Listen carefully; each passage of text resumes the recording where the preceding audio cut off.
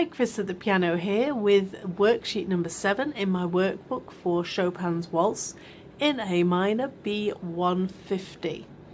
We're looking at bar 52 here with some people think it's a mordant, it could be a trill, some copies show it as a extended shake.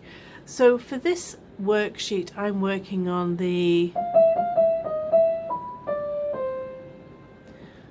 short trill version or extended mordant.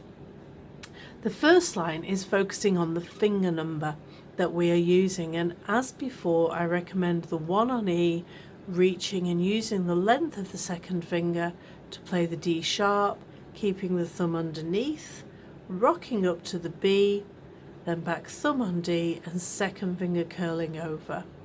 This produces a nice sound and maintains elegance and gracefulness that the waltz requires. So quietly first, and then with sound.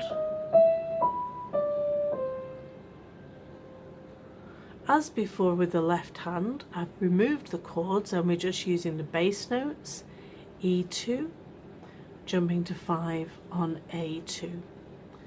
And with this exercise there's no pedal to be used because we'd like to focus on the fingering and making sure we get the correct rotary technique on this movement, which will be coming up a little more on line 2.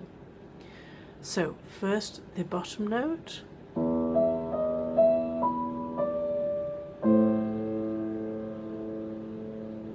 okay, again.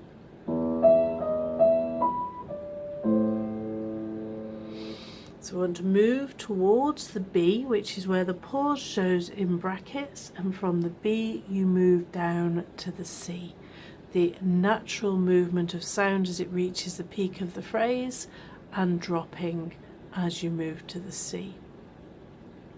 On line 2 we're using the 3 on the F and the 1 on the E, and we're using a relaxed rotary technique where we rock between the notes with a released wrist. A good book to read here to help is a book by Penelope Roskell, The Healthy Pianist. She explains about a released wrist and relaxed rotary action very well, and I highly recommend reading the book. So 3 on F, thumb on E. Let's have a go with the left hand doing as it did before, just the 2 notes.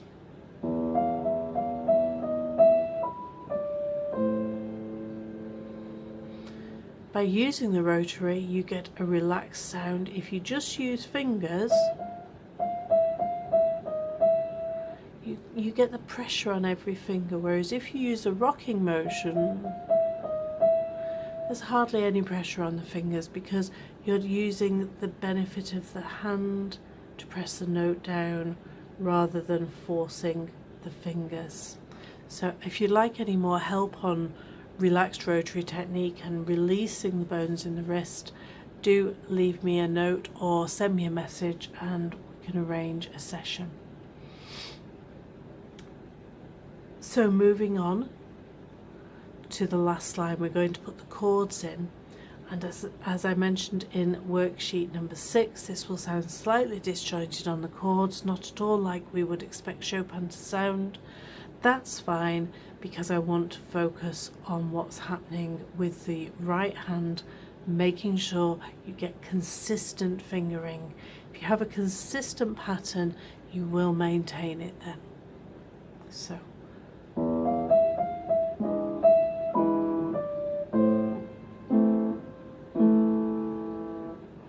little pause on the B just allows for the peak, not too much, that's why it's in brackets. It's more of a thoughtful pause as you reach the peak of the phrase. Now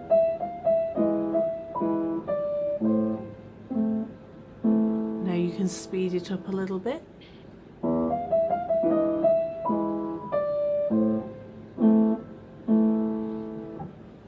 Try it at different speeds and see if you can maintain the elegance and grace. You can't go too slow when you're practicing this. Good slow practice will make you play it much more securely and faster when we come to play the actual piece. Thank you for joining me. See you next time.